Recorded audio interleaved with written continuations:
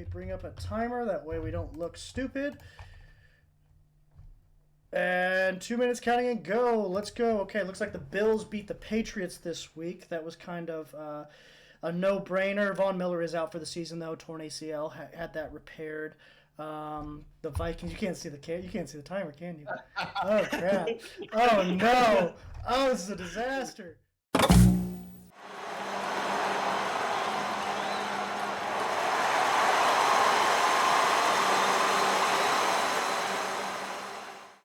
Welcome back to the most unprofessional sports podcast in the world. This is Swivel Chair Sports. I am your host, Zach Circleberg Burkle. Co-host today, once again joining me are Siege and Aaron. Go ahead and say hi, guys. What's up, guys? All right, so today we actually have a loaded schedule for you. Starting off with some college football. Obviously, some big things happened this past week with USC and TCU both losing. One of those two obviously still making it into the playoffs. We'll touch on that a little bit later. But let's start off with the USC versus Utah game. USC's defense really fell apart in the second half, specifically against Utah this past Saturday. Their defense just looked like Swiss cheese out there. It was brutal. What are you guys taking out of that? And do you think USC actually had any sort of argument to actually make the playoffs this year? Or do you think OSU, Ohio State, making it was the right call? Kind of going back to what I said last week, if USC took care of business, they were in. If not, I mean, I thought that they were going to drop out and OSU was going to get in. I think we kind of saw that with what the committee was doing by putting Ohio State in front of Alabama in what was that? Not this past ranking, but the ranking before that. They kind of already made their decision on who was going to get in over USC if they did not take care of business in the Pac-12 championship. At the end of the day, USC lost to the same team twice in the same season. So you can say all you want about making an argument for them to get in over a Ohio State team that got blown out at home against Michigan, but Michigan is number 2 in the rankings right now, and Utah was, I think, number 11 whenever they played in the Pac-12 game. So, and losing to the same team twice doesn't bode well for your chances to get into the playoffs. So that's kind of what I thought last week, and that's what came true when the rankings came out on Sunday. Yeah, I mean, really, their only argument was that they made it to their conference championship. But Siege laid it out pretty plainly. They kind of got exposed there, especially in the second half. I know Williams was sticking it out through an injury, but I mean, that's no excuse on defense. Yeah, no, Caleb Williams definitely looked like he left it all out there on the field, other than that last pick, which just looked like the worst decision of his career, at least at USC for sure. I can't speak for his Oklahoma career. Didn't watch a whole lot of him whenever he was playing for the Sooners, but that pick at the end of the game was just atrocious. That guy was sitting there just waiting for him to throw to that guy the entire possession, and finally he just tossed it up there, and the safety was no problem, run right over there, jumping up, catching it, ending the game. But no, I do agree that the defense was definitely the biggest problem with USC this past week. Obviously, when you give up that many points to Utah and then lose to them for the second time in the same season, while TCU's out there losing their first game of the year in overtime to the 10th ranked team in the nation, it's kind of hard to argue that USC had as good of a loss as TCU did. So now moving on to that TCU game. Tough loss for the Horned Frogs and Duggan specifically. He was really broken up after the game. I noticed in the post-game press conference. But they did end up sneaking into the playoffs. They actually didn't move at all. Stayed at the 3 seed. Ohio State comes in and takes that 4. What do you guys think? How do you think? I guess we'll talk about their chances against Michigan a little bit later. But do you think that loss to K-State showed any maybe holes in that TCU team that needs to be addressed before the playoffs start? Or Siege, I guess starting with you since you're a TCU fan, were you concerned at all after that loss to K-State, even though they are a good team and it was in overtime by only 3 points? I wouldn't say concerned is the right term. I would say I'm more kind of disappointed in our decision making down the stretch of the game. I mean, the first series of the game, we go down there and just score like it was the easiest thing in the world to do against a good K-State defense. Um, now they were missing some players. They were missing some guys in their secondary, and I think that showed. And I think TCU did an okay job of exploiting it at times. Um, this is a TCU team that doesn't blow people out. Right. They play tight games. They've played tight games all year. And you've heard analysts talk about, oh, it's going to bite them in the butt. It's going to bite them in the butt. All this stuff, and sure enough, or the Big 12 championship game, it finally catches up to them, and they lose a close one to a K-State team that I think is much better with Will Howard at the helm than Adrian Martinez, quite frankly. Their offense actually, I forget what number it was, but their offense is one of the top in the country right now, scoring wise. I think they score almost 42 points a game now with Will Howard at the helm at the quarterback position. Um, so I think their offense has improved since the last time that TCU played them, and I think you could tell that both teams made adjustments from the first time that they played. TCU wasn't able to run the ball as much this time around as they were the first time, and I mean, Deuce is Deuce. Deuce is going to get loose, and he's going to punish you. So we didn't do as good of a job containing Deuce Vaughn, and I mean, inevitably we lost the game. I think, I mean, we can get into this a little bit later about the Heisman stuff, but I think honestly, if Max Duggan goes down and wins that game for them and gets the opportunity to have a QB sneak against K-State and possibly win that game, that he is very close to Caleb Williams in the Heisman race. But I mean, that's for later on in the show. Yeah. Yeah, we'll touch on that Heisman race a little bit later. But go ahead, Aaron, with your what you learned from the TCU K-State game this past week. I mean, yeah, I think the biggest takeaway was that the decision making there at the end of the game. I mean, they ran what, 2 or 3 dive plays on the goal line there at the end when you had Duggan carrying you, especially throughout that fourth quarter. I mean, he had that last drive he ran for what, like 75 yards by himself. Like it was insane, and to not even give him your best playmaker a chance to do something on the goal line, I just, that doesn't make any sense to me.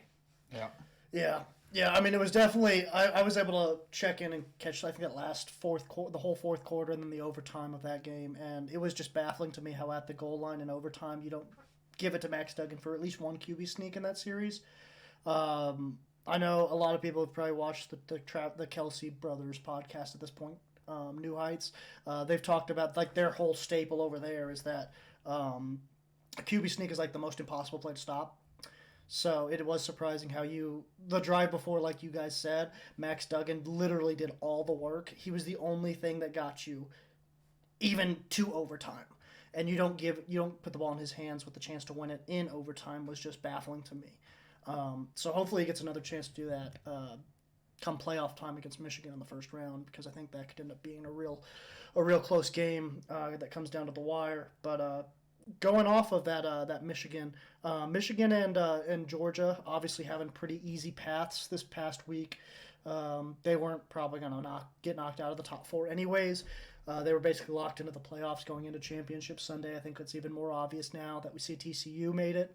But yeah, I mean, not a whole lot to talk about with those 2 games. Georgia and Michigan both took care of business, slaughtered both of their opponents. Wasn't even really a game in either of those 2. You 2 have anything to add about those 2 teams going into playoff time before we get to our Heisman picks and then the first round of the playoffs? I mean, not really. Michigan showed us that they are who they are.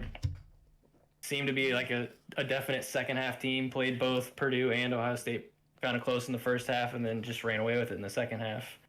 And then Georgia just does Georgia things. They get up to a big lead and coast until they have to.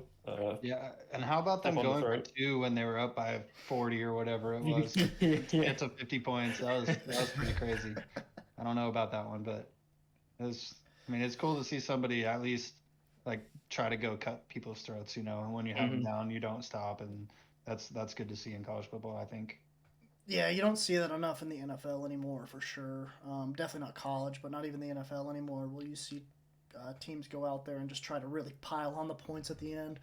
Um, it was kind of nice to see a team that who just didn't care about what people thought about them anymore and was just like, screw it, we'll go out there and we'll just hang 50 on them and not even care. Yeah.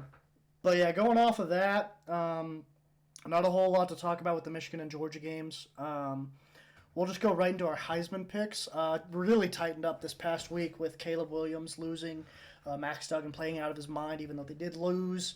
And then we obviously know who the 4 finalists are with Max Duggan, Caleb Williams, C.J. Stroud, and Stetson Bennett. Is that correct? Yes. Yes. Yep, that's correct. Really interesting to see those 4. Obviously, quarterback award. I think I mentioned that last week. Definitely with the NFL MVP, but I think I also mentioned it with the Heisman race. Who do y'all have as your favorite coming out? Going into the Heisman voting here soon. Obviously, Caleb Williams has kind of been the front runner for most of the season, but that last game, specifically that last throw for him in the Pac-12 championship was pretty bad. While you look over at Max Duggan, who played his tail off, was basically the only reason TCU was in that game. Carried that Horned Frogs offense to the playoffs this year. Who do you guys have as your, I guess, we'll go in order. Who do you have first, second, third, fourth out of those top 4? I'll go first, I guess. Oh, that's all right. But starting, I'll go from bottom to top, but I got Stetson at 4. Then CJ, then Max, and then I have Caleb winning it still. It seems like the finalists it was like, okay, Caleb, you're winning it. Who's the next 3 guys that we're gonna put in there? Oh, well, let's just take the quarterbacks that have the best stats out of the top 4 teams, and then JJ McCarthy's just sitting over there, and then that's pretty much how it went down. I don't understand why. I understand why Stetson Bennett is in it. Okay, I do understand why, because he's the quarterback for the best team in the country. But at the same time, why is there not a running back in there?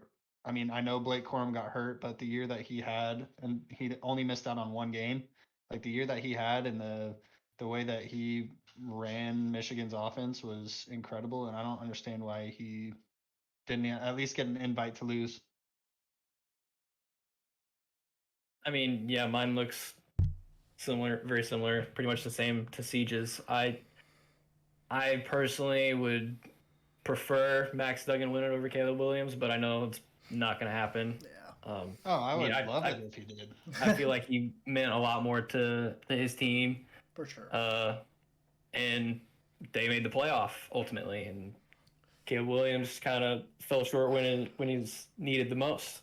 Right. But the stats don't lie, so yeah, I guess ultimately Caleb Williams. Yeah, I do wish that they took that into account a little bit more, because Max Duggan, obviously, it's more than just one guy that's going to get you to a playoff, but it was pretty apparent, at least in every game I watched from TCU this year, that Max Duggan was the leader of that team, and he was the one who ultimately led them to the playoffs, even though they did lose in the Big 12 championship. So I do think it's a little disappointing they don't take that into account more, because I think it was pretty easy to see that Max Duggan was better than Caleb Williams when it mattered most. But yeah, I think probably the same as you. Caleb's obviously going to win it. I think Max should, but he's going to come in second. And then those last 2 don't really matter, but it's probably be like C.J. Stroud and then Stetson Bennett at the end.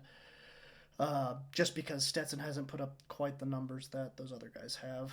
He's been not as important to the Georgia team as those other 3 guys are to their teams, respectively. Georgia's been a powerhouse for decade plus now, so I don't think it's really surprised to see them up there again in the top 4 for the 3rd time in the last 4 years, something like that. So, I kind of agree with you guys that it goes Williams, Duggan, Stroud, and then Bennett.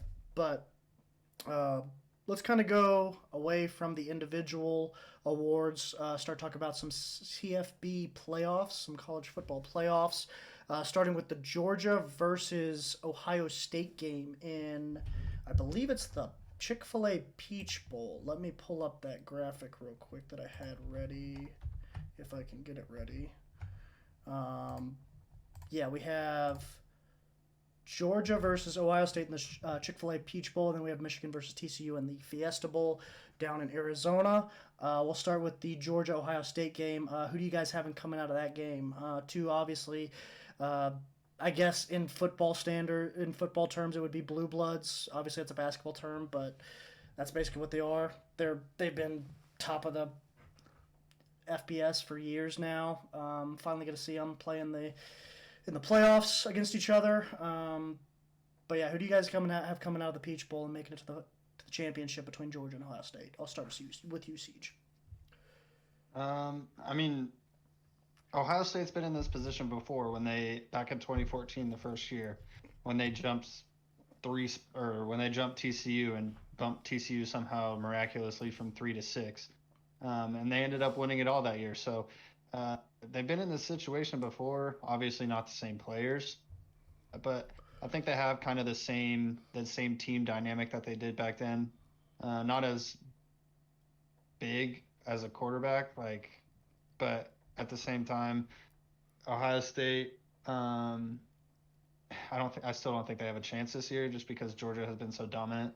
There was a leaked video of Kirby Smart talking to his team before the SEC championship, and the way that he talks to his team, it's like he's talking to grown men and professionals at this point, and that's kind of what they've acted like all year. And I'm excited to watch this game.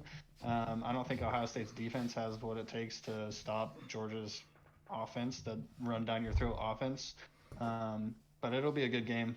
I mean, it won't be a good game.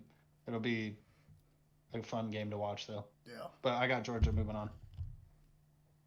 Yeah, I mean, I think Georgia takes it fairly easily. They like Siege said, they have a grown man defense, and it's really something to watch, because it does almost seem like a professional defense. And even though Ohio State does have a very good offense, I don't see them pulling it out. Yeah. I mean, Georgia's been just so dominant this year. I can't imagine. And like, what a lot of people would argue is the toughest football division or conference in college. So yeah, I don't see any way Ohio State upsets Georgia.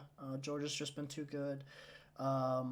It'd be a heck of a Cinderella story if they were to somehow, beat Georgia after sneaking into the playoffs thanks to USC's loss.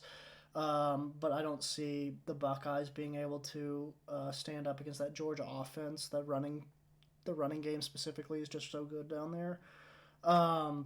So yeah, I'd have to pick the Bulldogs as well.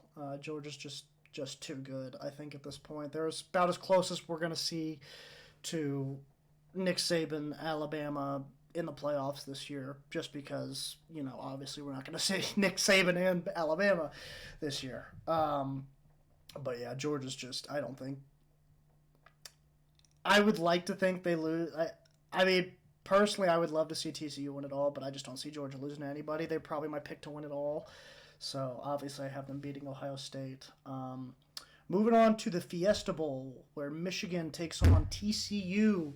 TCU, obviously, as we mentioned earlier, was able to sneak in the playoffs despite their losing the Big 12 championship game. Obviously, a much better loss than we saw with the USC Trojans. So we'll start with you, Siege. Michigan, TCU. Being a TCU fan, I've got a feeling I know which way you're going to go, but who you got? It's tough, man, because I always want TCU to do well and to show up in these big games. Based on what I saw in the Big 12 championship, I don't think they play the same way that they did in the Big 12 championship. I think in that game, they were playing kind of conservatively for what Garrett Riley is used to, his play style that he's used to playing. They weren't able to run the ball as much also, which kind of limited what they could do taking shots down the field. So I think that it's going to be kind of a cat and mouse game first because TCU hasn't played a defense quite like Michigan yet. At least that's what the numbers say. Michigan also plays in the Big Ten, where the only good team they play is Ohio State and Penn State sometimes. Penn State doesn't have a quarterback, though, so who knows about their offense. So, I mean, I don't know. It'll be a cat and mouse game at the first quarter and a half. Both teams are second half teams, so I think it's going to be really exciting down the stretch. But I did give my score prediction earlier to one of my other buddies, and my score prediction for this game is 35-31, and I'm going with TCU to pull it out. Go Frogs. That might just be my fan bias, but that's what I'm going with. That's what I'm sticking with. Hey, we like the Frogs. Go ahead, Aaron. Yeah, I mean TCU has been the team that just kind of finds a way to win all season, and yeah, this will be a good test for the Michigan defense. Early on in that game with Ohio State, they were kind of trading blows with big plays, so we'll see if TCU can pull some of that out and stuff some of that run game. And if they do, I think they'll have a legitimate chance to beat Michigan. But I can't quite see it. I think Michigan does pull it out in a good close game. Oh, yeah. One more thing before we move on from that. I will be in Arizona, like 99.4% sure. Get a vlog going. We need a vlog. But yeah, no, I mean, I'm going to pick TCU just because I love the underdog. And I mean, in this scenario, obviously TCU is going to probably go in as the underdog. Michigan's been really good this year. But I also have a little bit of reasoning behind it. I think TCU has proven they can win those close games. Michigan hasn't been in a lot of close games this year. TCU has been in like nothing but close games this year. So they've proven that they can definitely handle the pressure down the stretch, and I think that's going to end up being the difference maker come the Fiesta Bowl. And I think TCU is going to edge out a win against Michigan, probably pretty similar to the score you had, Siege, where it's only like probably one possession game. But TCU just guts another one out and somehow sneaks into the college football championship game against, I guess we would all say Georgia, and then kind of run into a buzzsaw there, so we'll see what happens. But we'll save those predictions for later down the road. Moving on from college football, moving on to the NFL, the pros.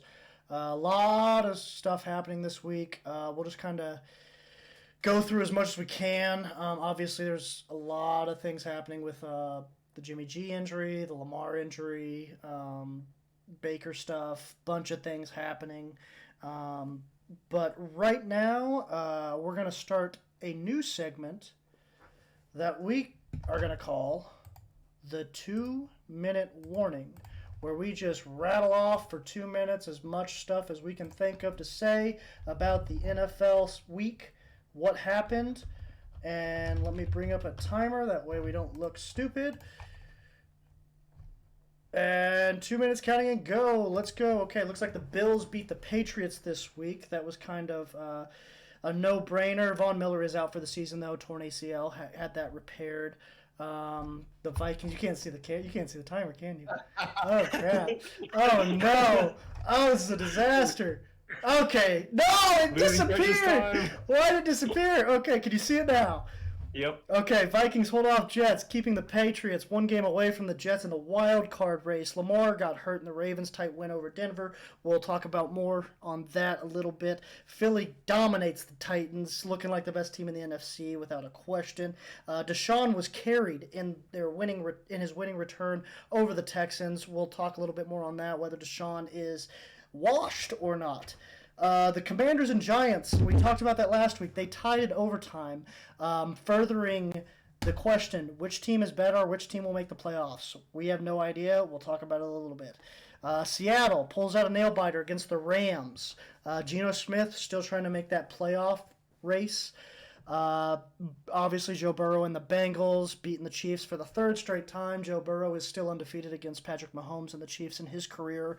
Talk a little bit on that, on how that factors into future playoff matchups. The Chargers fall to Las Vegas Raiders. They stay even with the Patriots in the hunt for that last wild card seed. One game behind the Jets. The Cowboys demolish the Colts in a statement victory, showing that maybe they're not who we thought they were. Are the Cowboys for real? Who knows? And then Tom Brady leads a fourth quarter comeback versus the Saints. How is this dude not dead? I have no idea. He should be retired by now. He's still winning games, coming back from behind in the fourth quarter. And that will do it for the 2-minute warning. All right. Now let's go more in depth on some things. We'll start with Lamar Jackson getting hurt in the Ravens' tight win over Denver. How does that affect the Ravens in that division going forward, with Joe Burrow and the Bengals obviously making a push for that division title and possibly knocking Lamar and the Ravens down to the wild card? Aaron? I mean, you kind of saw it. They severely struggled on offense once Lamar was out of the game. And, I mean, ultimately only scored 10 points. So when you have that crucial of a player, I mean, of all positions, this is the quarterback that goes down.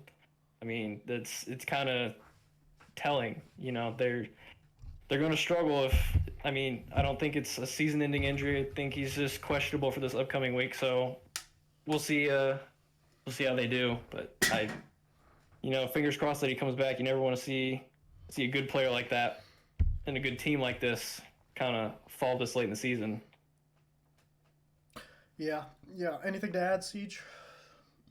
No, I didn't really watch much NFL football this past week, so I don't really have a whole lot on. I'm not really up to date on what all happened. So yeah, y'all got this. All right, sounds good. Yeah, so Lamar obviously got hurt. Yeah, I think you're right, Aaron. It's not a season-ending injury. He should be back in time for the playoffs at the least.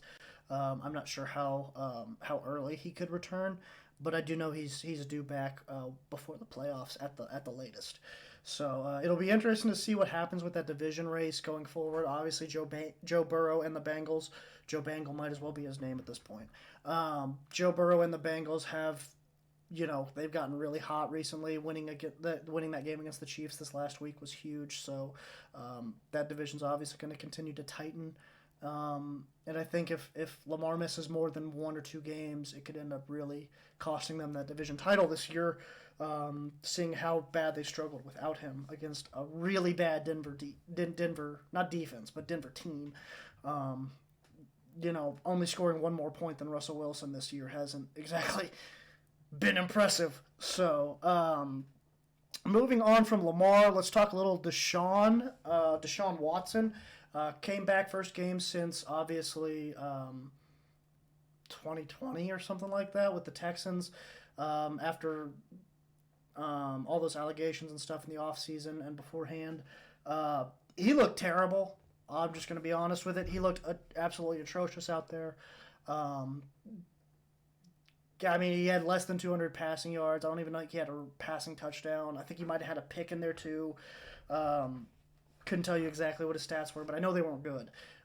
Which on that team, I guess you don't need to be when you got Nick Chubb and Kareem Hunt in the backfield, but definitely looked like a shell of his former self, and it wasn't close. Aaron, what did you think about what you saw from Deshaun this past week? I mean, yeah, it's kind of what I expected. He was really rusty. He was pulling throws into the dirt early, and his decision making. He did have a pick late, but I mean, it's what you kind of expect. He hasn't seen real game action. I mean, he did play. I don't know how much. I think it was just a couple drives early on in preseason. But yeah, I mean, his first actual in-game action since 2020. Yeah, that's kind of what you expect. We'll see if he can get back in the gist of things and more to his old self, or if he's just kind of stuck this way. He didn't seem to have the mobility he used to have, which was a little worrying to me. He just kind of seemed like he was trying to be a little bit more of a pocket passer, and he didn't necessarily have the explosiveness he used to. So we'll see going forward. Yeah, I think that'll be a really interesting thing to keep an eye on. Obviously, the Browns traded, I don't know about a lot for him, but they traded something for him, obviously. completely gave up on Baker Mayfield. 140 million is what they traded for him. Yeah, they signed him to that extension. I forgot about that. But they also gave up on Baker Mayfield, who I will touch on a little bit later. Could end up biting him in the butt. We'll see. But anyways, on to the 49ers with Jimmy Garoppolo out for the season after breaking his foot, I believe it was. They have Mr. Irrelevant Brock Purdy back behind under center now. Obviously, I mean, I was expecting them to be in the Baker Mayfield race after he got waived by the Panthers. Obviously, there weren't more than one team in that race, so I was wrong. But yeah, what do you think that means for the Niners going forward? Obviously, they were looking like one of the stronger teams in the NFC. I think if Jimmy G hadn't gotten hurt this past week, I probably would pick them to make the Super Bowl out of the NFC. But now that happened, I don't know. I'm not so confident about that pick anymore. But to be fair, the Niners offense is also one you don't really necessarily need a stellar quarterback. So maybe they'd be able to get away with having a Brock Purdy back there. What do you think, Aaron? Do you think the Jimmy G injury kind of spells doom for the Niners? Do you think they're basically out of the race for the Super Bowl at this point, or do you think they can still overcome that injury and make a statement? I mean, you're right. You don't need their defense is good enough. You don't need a stellar quarterback, but you do need a competent one. So we'll see how well he does the rest of the season. But I think the playoffs, the defense is like a step above, especially what you see in the regular season. I don't think they make a Super Bowl run personally. I think it's too much too fast. Yeah. I don't think he gets settled in, and I just think the defenses are just gonna throw stuff at him that he hasn't seen yet, and it's gonna be I think it could get ugly in a game. Yeah. Same thing as Lamar with that one. I mean, you hate to see it happen because that team was kind of rolling at this point in the year. I'm not being, sarcastic or anything when I was saying I really probably would have picked them to come out of the NFC had Jimmy G not gotten hurt this week. But because of that injury, that definitely makes me rethink things and probably have Philly as coming out of that conference to face who I'd like to think is the Chiefs, but we'll see. In come Super Bowl time. But moving on to the Chiefs, they got beaten by the Bengals and Joe Burrow for the third straight time, third time this calendar year, in fact, and the first time since losing that conference championship game against them this past playoff run. I guess my question coming out of this game is Pat Mahomes and Joe Burrow the Peyton Manning, Tom Brady rivalry, and then Josh Allen's maybe just the Ben Roethlisberger, and then maybe the Chargers got unlucky with their Phillip Rivers again with Justin Herbert? Or do you think it's a little too early to tell still who that next big quarterback rivalry is in the NFL? Because as far as I can tell, Joe Burrow seems to be the only one who can consistently beat Patrick Mahomes. Josh Allen hasn't done it when it matters. Obviously, Herbert hasn't done it anytime ever, except for maybe a meaningless playoff or meaningless regular season game, I should say. So yeah, I mean, as far as I can tell, it looks like Burrow and Mahomes are the next Manning-Brady rivalry, and then you got Herbert and Allen look out on the outside looking in, kind of like Ben Roethlisberger and Phillip Rivers were back in the day. What do you think about that, Aaron? I actually disagree. I'd still think that it's Mahomes and Allen. That's the Brady Manning matchup. The Chiefs, every time we've played the Bengals, have beat themselves. Just last game, it seemed like they were just playing zone defense, getting no pressure on Burrow the entire game. They just didn't want to tackle. They let the run game just bring it to them. And yeah, it's been frustrating to watch as a Chiefs fan, but it is what it is. And yeah, I mean the Mahomes, the Chiefs, Bills matchups, those have just been some all-time games down to the wire.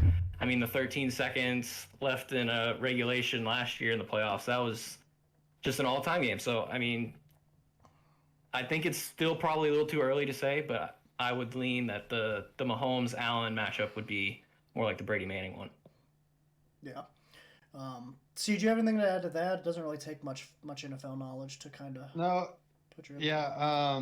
So the Josh Allen and Patrick Mahomes thing, I think, is more more of a mirror image to, not necessarily a mirror image, right? But more of a Manning Brady thing, and I think Joe Burrow and the Bengals.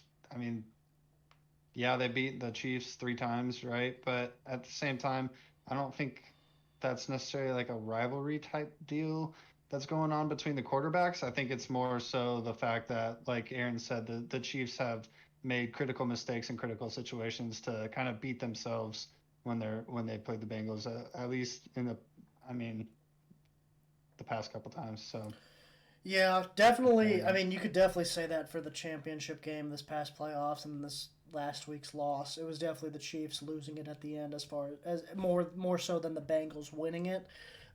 This past week, obviously highlighted by Travis Kelsey's fumble towards the end, which was just brutal. But I mean, that happens. So I mean, I can't really take anything away from Travis Kelsey. He's been amazing all year, trying to make things happen in those kind of situations. So I'm not too upset about it. I'd rather him try to make something happen than be conservative and just lay down. So, but no, I mean, just to kind of, I guess be the devil's advocate here, I personally actually do think it's more of a Joe Burrow versus Patrick Mahomes thing than Patrick Mahomes versus Josh Allen. I think Patrick Mahomes has proven that he's better than Josh Allen when it matters. He hasn't done that against Joe Burrow. Joe Burrow's beat him in every single, at least, I'd say there's 2 games they've played the Chiefs have played the Bengals where they mattered, and that was the playoff game, obviously, and then last week where they could, if they won, they would have stayed as the 1 seed in the AFC.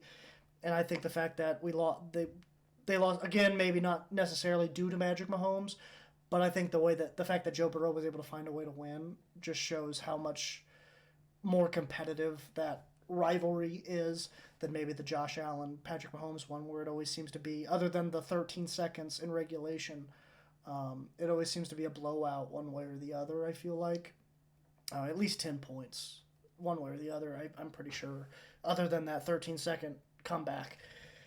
But moving on from the Patrick Mahomes topic, we could talk that to death. Tom Brady won't die. Why?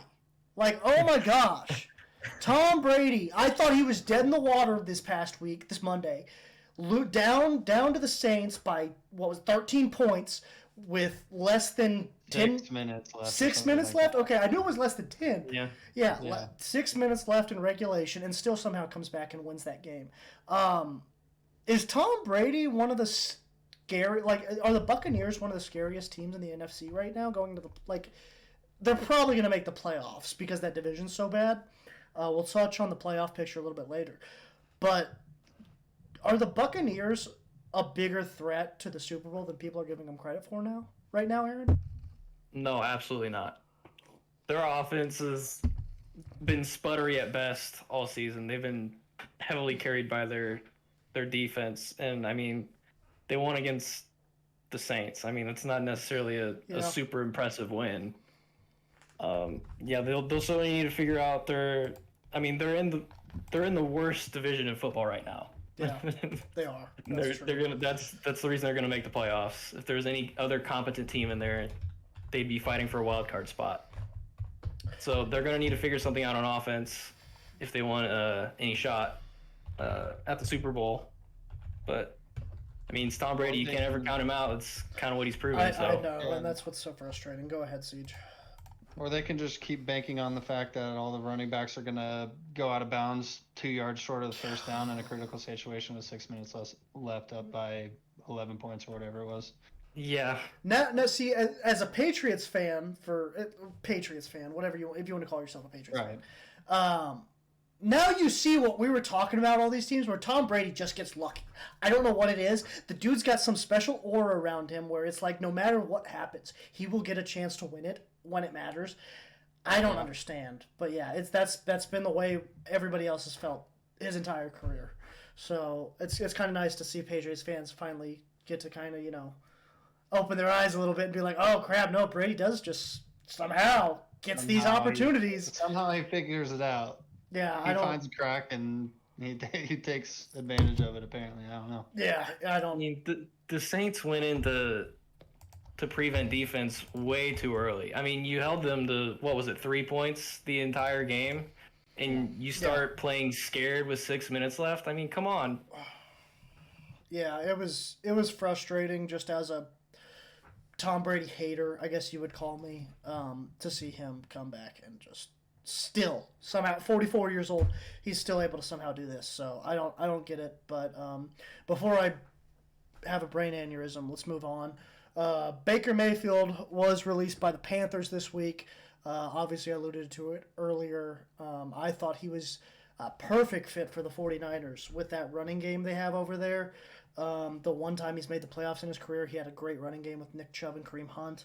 I know you and me, Aaron, have a little bit of a disagreement on that. I think it was either you or Joe. I can't remember who I talked to.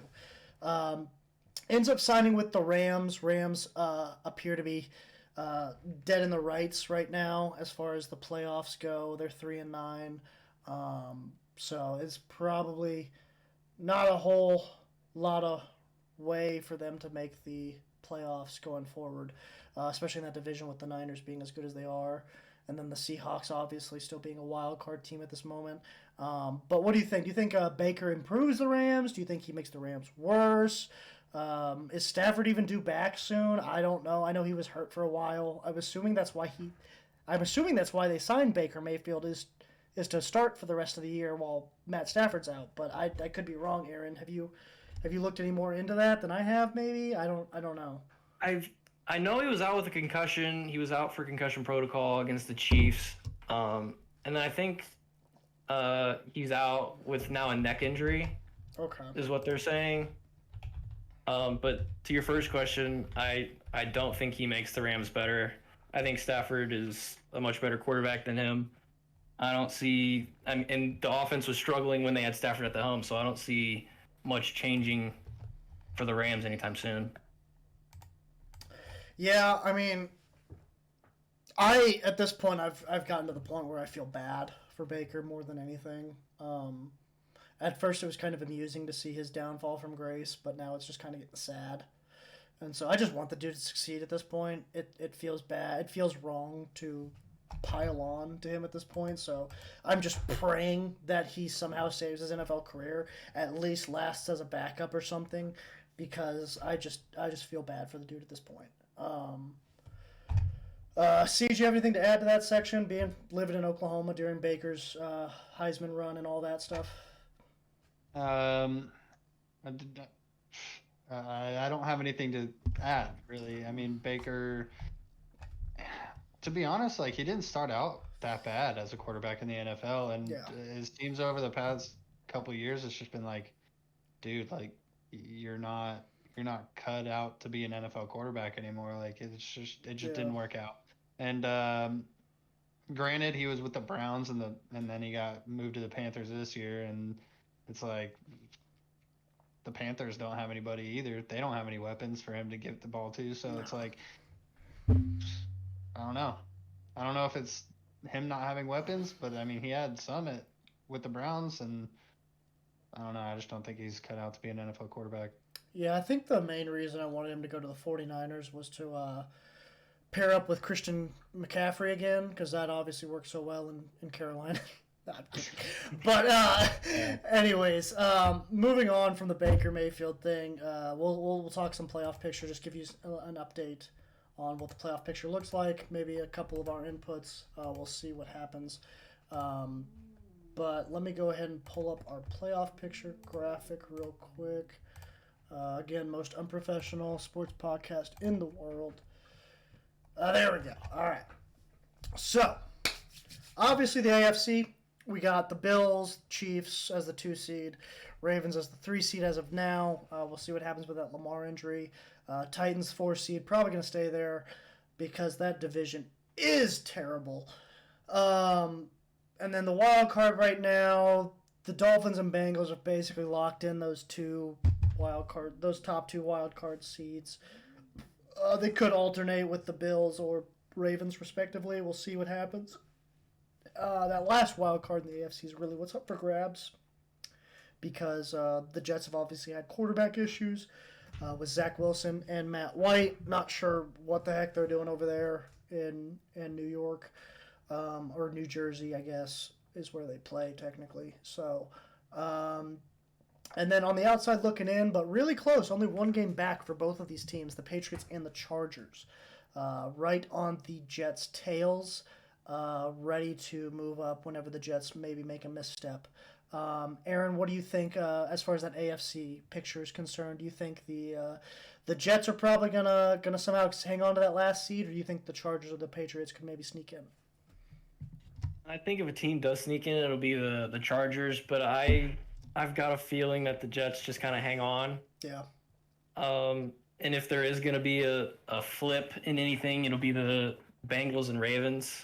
Yeah, I agree. But I think the Bengals have a little bit tougher schedule left. They face the Bills and the Ravens, whereas the Ravens' really only tough game is against the Bengals. So yeah, I thought I looked at their schedules recently, and I still think I had the Ravens coming out as the division winner. But yeah, I mean, the Chargers would be the team you'd like to see move up and take the Jets spot just because of Justin Herbert and that offense. And even some of those defensive players over there with Khalil Mack and Joey Bosa. But, their safety, whose name escapes me right now. For the Chargers. Matched up with Travis Kelce a lot during the season. I can't think of his name right now. Doesn't matter. But yeah, I think the Chargers, I would love the Chargers to sneak in just because I think it would make it more exciting to see them face the Chiefs, potentially, which would be really, really interesting. I honestly, as a Chiefs fan, wouldn't feel too confident going up against the Chargers in the first round. That would kind of scare me a little bit. But moving on to the NFC, obviously the Eagles remaining the top seed, Vikings pretty clear second. The Niners are still the 3 despite Jimmy G going out for the year. Other than the Seahawks, though, I don't see any other team catching them in that division. The Bucks, just because that division's so bad, I don't understand. They're technically a 4 seed. The Cowboys, who are way better than the Bucks, are a 5 seed. And the Giants and Seahawks round out the NFC with the Commanders right on their tail. And then the only reason I put the Falcons there was to make it look a little bit more even. But to be fair, they do have a chance at that division over the Bucks if they win their next. I looked it up. If the Falcons beat the Saints, the Bucks play like. Hang on, let me pull up their schedule again. The Bucks play the Niners and the Bengals in their next 2 weeks. So I don't see them winning both of those games. Maybe not even either of those games. If the Bucks lose both and the Falcons beat the Saints this next week before going on not this next week, the week after, because this next week's their bye. But if they beat the Saints, they'll be 6-8. If the Bucks lose their next 2 games, they'll be 6-8. I think the Falcons have a real shot at winning that division. What do you think, Aaron? Yeah, I mean, that division, it's just kind of a toss-up at this point. Yeah. I can see where you're coming from with the Bucks struggling towards the end of the season. Yeah. I think they kind of hold on, though, unfortunately. Yeah, I mean, they also have, at least as of right now, they have the tiebreaker. Obviously, the Bucks and Falcons meet later on down the season. I think it's the last game of the year or something like that. But they do have the tiebreaker right now, so even if the Falcons were to catch them these next 2 weeks, the Bucks would still be the team that makes the playoffs. But that's still with a game between the two coming up. And then actually, I lied. I personally think that, if I can get this to work right. You guys, he only talks when he clicks, so give him a second. Baker Mayfield's going to lead the Rams into the hunt, baby. I think they've got a great opportunity to move up in the standings. Their schedule's not super strong going forward. Let me look at the Rams' schedule. Their schedule is not the strongest. I definitely think they could. Now, the only problem is they would have to win all of these games. They would have to win all 5 of these games. They would have to beat the Raiders. But I mean, it's the Raiders, it's the Packers, it's the Broncos, it's the Chargers, and then that Seahawks game would essentially decide who the last wild card is. I think the Rams have a great opportunity to go on a run here to finish the season and potentially sneak into the playoffs as a wild card on the backs of this man right here, Baker Mayfield. Let's go, baby. Go Sooners. No, I'm kidding. I hate the Sooners, but I really do. I think Baker Mayfield can lead the Rams to the playoffs. I don't think it's going to happen. I think it could happen. And I think that I think if it happens, I'm going to look like a genius and everyone's going to have to eat my words. So, anyways, moving on from those delusional playoff picks Is that what we're doing now? We're just throwing out the most delusional possible thing we can in hopes that we look good one day, maybe, possibly? Listen, no, I have some real, like, reasoning behind this. I looked at their schedule, because I wasn't going to do this if their schedule was tough. But their schedule, they don't play a single team above 500 other than the Seahawks in the last game of the season. Okay. I think they could beat all of those teams and then go into a game with the Seahawks at the end of the year, with the winner of that being the last wild card team. Because I looked at the Seahawks record or schedule too. Let me go ahead and pull that up for the ones watching. I'll type in schedule first. Seahawks, most unprofessional podcast in sports. See, they have the Niners, the Chiefs, the Jets left. I mean, those are 3 at least 2 tough games for sure with the Niners and the Chiefs that I don't see them winning both of those. They would only have to drop, at least one more game? Yeah, they would only have to drop one more game for the Rams to have a chance. So, and then if you go back to the Rams, they did lose to the Seahawks the first game. I don't know how the tiebreaker works, so that's the only problem. Is I don't know how the tiebreaker works if they both win one game against each other, but I think it really could come down to go to common opponents, wouldn't it? Does it come down to strength of opponents?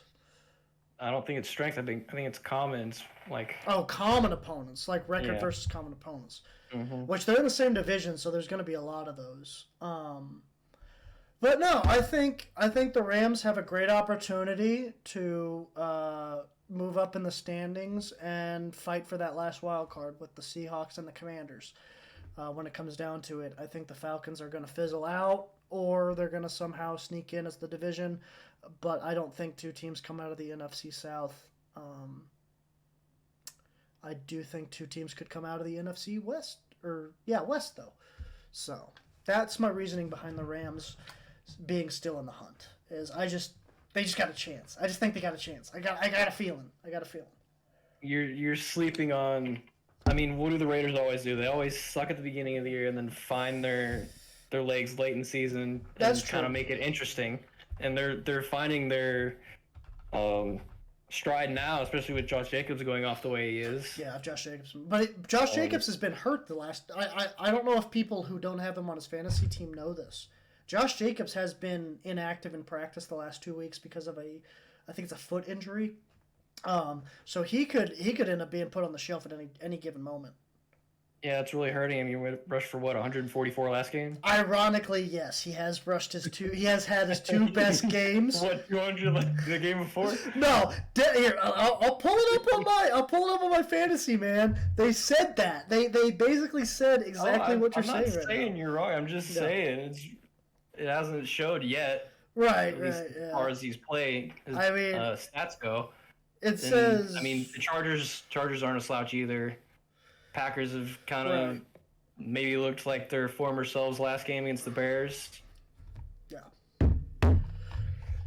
Yeah, I don't know. I mean, honestly, I could see all 4 of the teams out of the NFC East making it somehow, which would be just insane to see every single team from one division making the playoffs. But that could happen with the Commanders. The Commanders could easily sneak in there.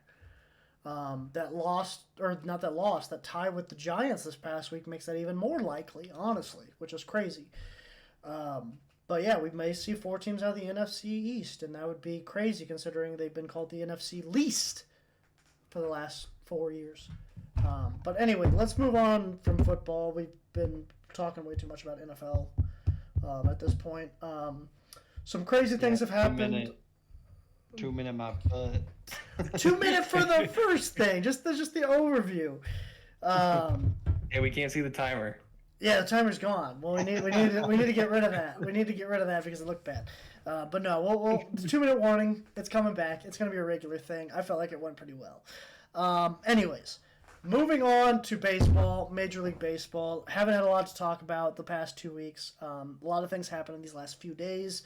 So we were actually able to discuss MLB this week as opposed to last week. Obviously, the first thing being Jacob deGrom signed with the Texas Rangers, leaving the New York Mets. Just interesting signing, in my opinion. The Texas Rangers don't seem to be going anywhere, but who knows? That division's not the strongest. A really young division over there. But what do you think, Siege? What do you think this means for the Texas Rangers and Jacob deGrom, I guess? I don't really. I don't know. It's kind of a weird thing because I don't think very many people kind of saw that coming. Jacob deGrom leaving New York and going somewhere else in the first place, let alone going down to a Texas Rangers team that apparently is trying to do something. They're trying to get players, which is good to see because it's been a while since the Rangers have been relevant. I mean, the last time they were the last time they were relevant, Ron Washington was the head coach or the manager. Not head coach. I'm thinking. I don't know what I'm thinking. I'm thinking like college baseball or something. Talked a lot of. But yeah. So, I mean, it's good to see them at least trying to make some moves. They have a very young team down there. Another interesting thing that I was kind of talking to some people today about is having Jacob deGrom there for Jack Leiter, and having kind of Jack Leiter come up through the league under Jacob deGrom and learning a lot from him. I think that's a very interesting point that I got presented earlier today, actually, with one of the lessons that I have. For those of you who don't know, I do pitching lessons and stuff, so I talk a lot of baseball all the time, and that point got brought up to me, and I thought that was a very interesting point. Yeah, I mean, I definitely think with the signing of Corey Seager last season and then now the signing of Jacob deGrom this season, it's pretty apparent that the Texas Rangers are trying to build something down there in Arlington. And like I alluded to earlier, that division in the NL West, or the AL West isn't the strongest. I mean, you got their Astros over there who's been dominating it for the last like 5 years or so. But the Mariners are young. The Angels have been a dumpster fire for who knows how long.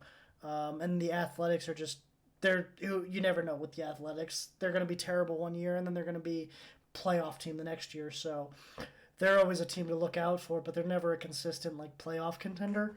So I'm not surprised, I guess, like I said earlier, that the Rangers signed him. I'm a little questioning, though. Like, does it really make a difference? I don't know.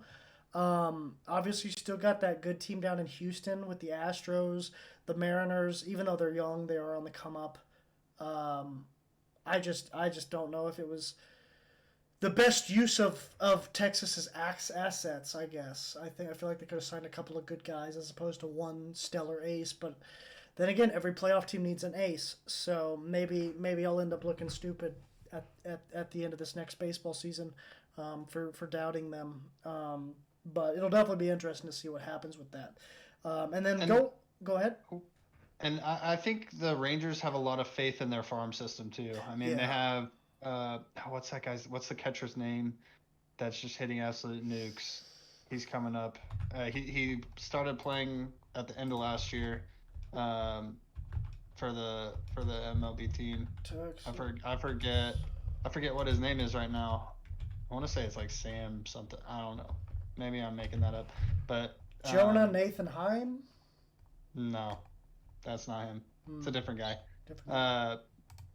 But they have a lot of faith in their farm system. So maybe they drafted Jack Leiter too. So and I think Jack Leiter is going to be a real problem here within the next few years in the league. And I think maybe that it might have been a good use of their assets, bringing in a guy like DeGrom to kind of show their young pitchers, like, hey, this is what I do. This is what you guys could implement into your workout routines or whatever it may be.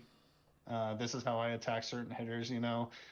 I mean, maybe that's a good use of their assets, not only for just right now, but also the future of where their organization is heading.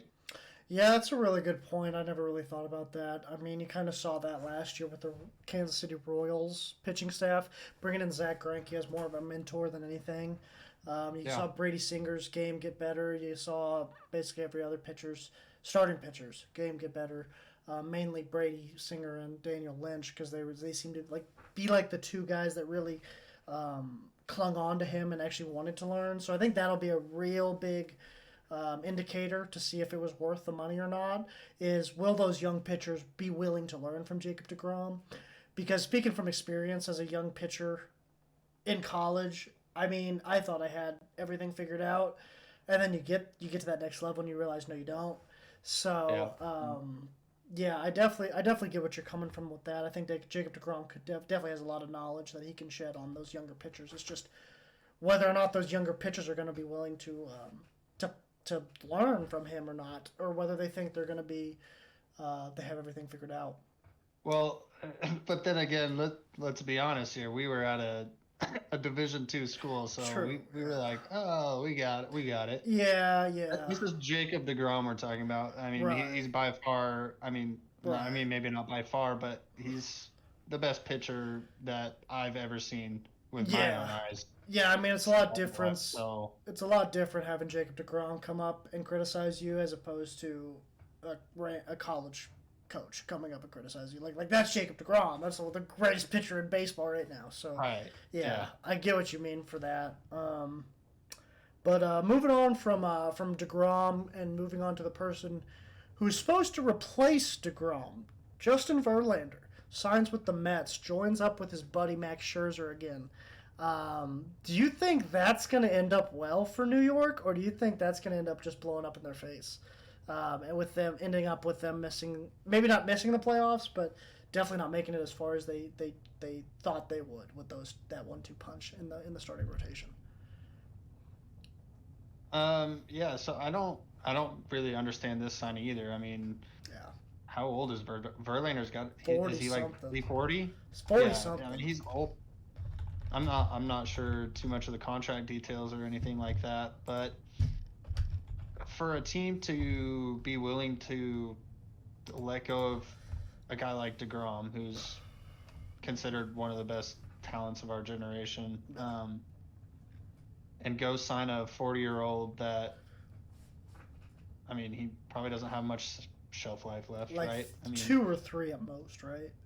right, and so I don't really understand that. Maybe they're trying to think in the future. They're like, oh, this guy's a little bit older. Maybe we can get the same stats that we got out of DeGrom, possibly, and maybe he stays a little bit healthier, just because he's been doing it for so long and has pretty much stayed healthy. I mean, I would say most of his career. Maybe he hangs on for the next couple of years, and they're like, okay, his contract's going to end here.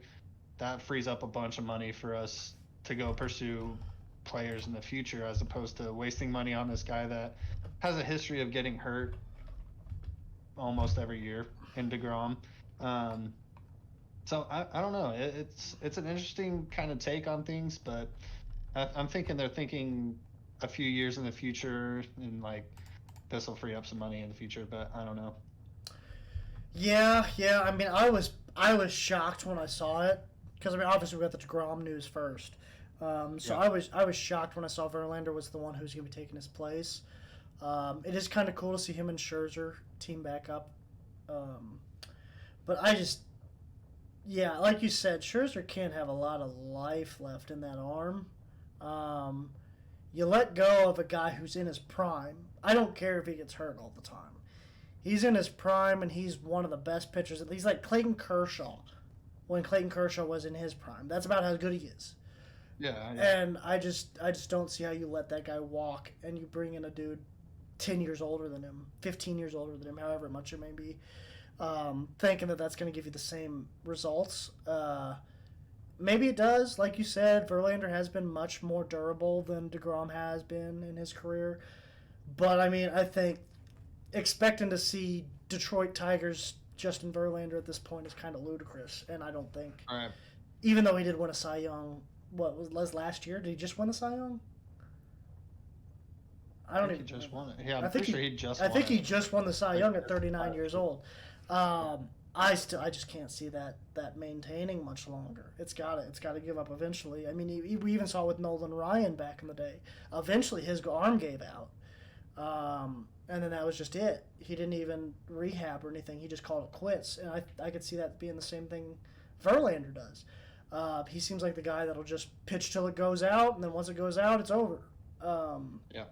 So it'll be interesting to see what happens with that up in New York, with him replacing DeGrom. But moving on a little bit further south in that same division, the NL East, we got Trey Turner signing with the Phillies, teaming up with Bryce Harper over there in Philadelphia. Do you think that makes the Phillies even stronger title contenders going forward? Go ahead. Do you think? Yeah. So I was just going to add on to that. Do you think that basically makes them the favorites in the NL now? It's hard to say because I mean they're still the Dodgers, you know. Right. But I think they make a strong case. Yeah. I think, I mean, even the Padres are making moves too. So I mean, there's a lot of moves happening in the NL. There's a lot of big names getting moved around, all within the NL too. They're not really switching divisions all that much.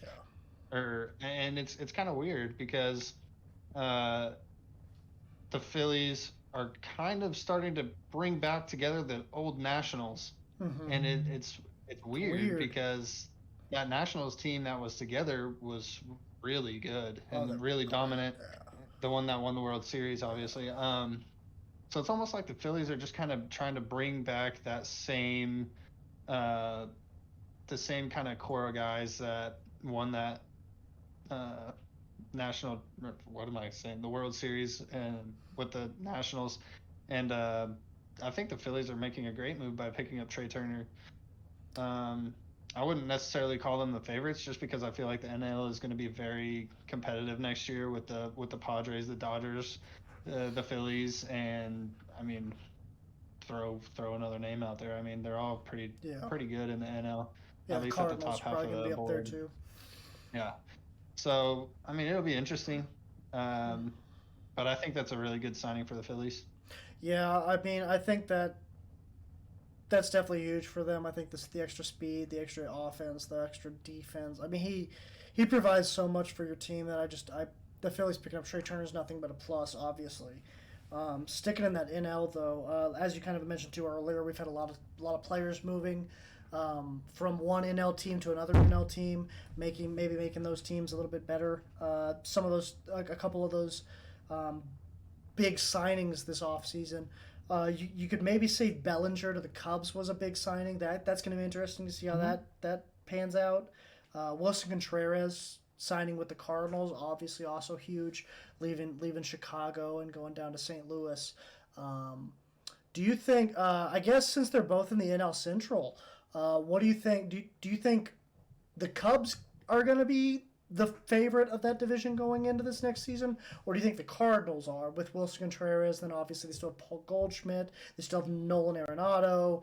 They still like that team is incredible over there in St. Louis. Yeah, I think that team is. I think that team is by far the favorite. I don't think the Cubs really. The Cubs don't have any of these big name guys anymore, like they're used are not used to having necessarily recently, but.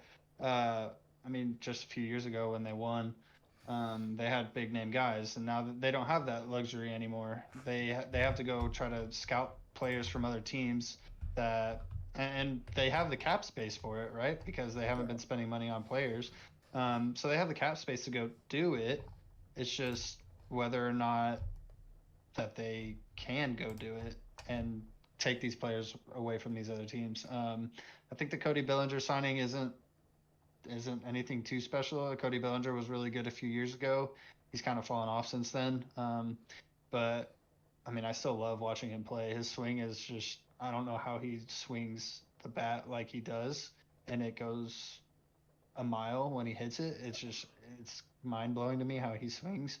But no, I don't think that signing is going to really propel the Cubs to the top of their division or anything like that. Yeah, I mean they're a far cry away from when they had Javi Baez and Chris Bryant and Anthony Rizzo and that whole team up there. Right. It's definitely kind of sad to see what they've turned into. Hopefully the Cody Bellinger signing at least brings them some sort of relevance again. But I do agree that the Cardinals should be looked at as the absolute favorite in the NL Central. That team is just stacked with names. Like it doesn't even matter who you're talking. Like I mean, just every single position has a big name playing for the Cardinals, and it's just ridiculous to see the roster they've been able to put together through essentially just free agency. Most of the guys they've gotten are either free agency or trades, and it's just crazy to see. I mean, even you're losing Albert Pujols, Yadier Molina, and Adam Wainwright. They're all three retiring at the same time this past year, but I mean, let's be honest, it's not like Wainwright and Pujols were winning you a lot of games anyways. They were just kind of feel-good stories, and Yachty was at the end. At the end. Yeah, Pujols was raking that's at true. the end That for is no true. reason. He had been juicing, right? Like no way. But no, I mean probably not. I'd like to say he wasn't, so I'm gonna say he was not juicing. He was clean. But yeah, it'll be interesting. I think the Cardinals will probably come out of the division as the winner. I don't think it's really going to be much of a competition for them. Maybe the Brewers are honestly better competition than the Cubs are. We'll see. But moving on from the NL, we haven't talked a lot of AL. Aaron Judge sticking with the Yankees. Big surprise. I believe John Heyman tweeted out yesterday that he had signed with the Giants and then retracted that like 7 minutes later. That was a big meme on social media this last day and a half. But what do you think the Judge? What do you think about Judge sticking with the Yankees? Do you think that was the right move? Do you think he should have went somewhere else? What are you thinking with that? I don't think he should have. I think he made the best decision. Granted, the Yankees, I don't even know how to describe them because they're always so good until they get to the playoffs, and then they just are terrible, to say the least. Yeah. I mean, they had the worst batting average in the playoffs last year.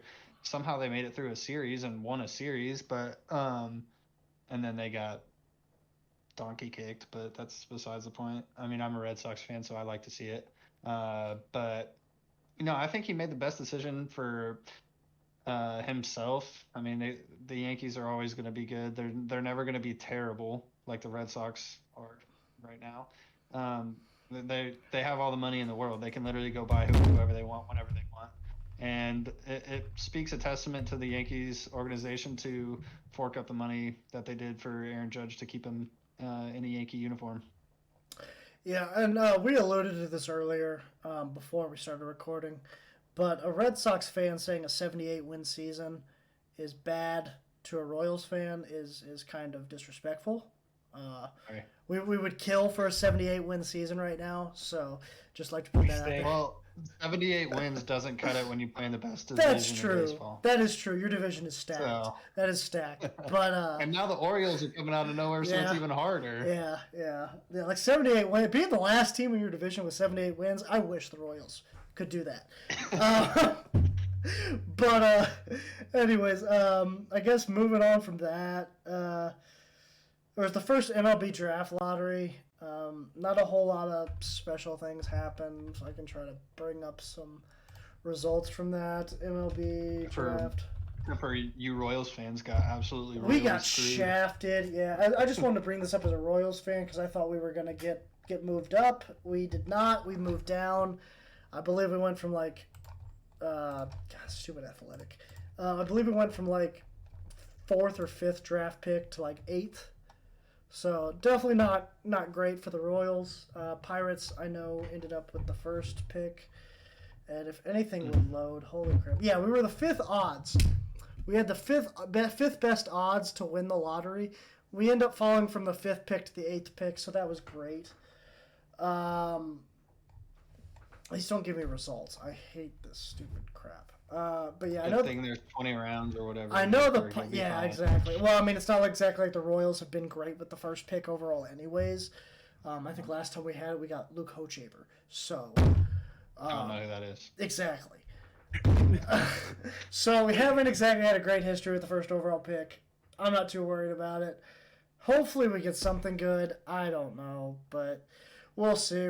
None of us really here have any sort of knowledge on what the MLB draft looks like, so we're just gonna kind of skip that for right now. I don't think anybody knows. Yeah, I mean it's super early. I don't think the draft's till like halfway through the MLB season, anyways. So we got a ways to go before that. Hopefully we're still up and running at that point. I guess we'll just go back into our outro and our closeout here for the day. We touched on it a little bit last week. USA made its bracket play. They did not make it out of the first round. I'm just going to be frank. We suck, so we lost. Oh, whoa. We don't suck. We're just really young. We're young. Promising. We just need a striker. At soccer, we're not exactly a powerhouse country. No, but we're better than we've been. We need to change our mindset here. Hey, tied with England, I'll take it. Hey, it's called soccer. That's all I gotta say. It's called soccer, you Englishmen. The only yeah. Okay. Yeah, it is no longer called football to you. It is called soccer officially, since you tied to us poor Americans. But yeah, we ended up losing in the first round to the Netherlands. Was it close? I think we lost like 3-1. 3-1. Yeah. It was 3-1. It would have been okay. So I watched the game. We gave up a goal in stoppage time in the first half. If we did not give up that goal, I think the game is very tight. Okay. To the end, but so it wasn't necessarily. It wasn't like we got blown out. We just gave up a goal when we shouldn't have, and that's kind of why it looked bad or worse than it was. Yeah. But, to be fair, all I saw was the final score, and I just assumed we let up 3 goals quick and scored 1 late. So it's kind of nice to see that we at least added a game in the first couple quarters. What are they called? Periods? No, they only have halves. Halves? Yeah. I don't know. I'm not a very big soccer guy, to be fair. I apologize for all those out there that are. But yeah, I'm just gonna be honest. I love soccer. But yeah, I think that'll do it for today's episode of Swivel Chair Sports. Leave you with our best, brightest, newest little section of Swivel Chair Sports, our random sports facts of the week, brought to you by Courtney Doherty. Modern swimsuits have become so advanced that some of them move faster in water than human skin. Some people think that the more a swimsuit covers your body, the greater your advantage when swimming in water. So, Michael Phelps, cheating bastard, that is all. Have a great night. This has been Swivel Chair Sports. I guess that's all. Anything else you guys have to add? Nope, I got nothing. All right. Peace. See y'all next week. Deuces.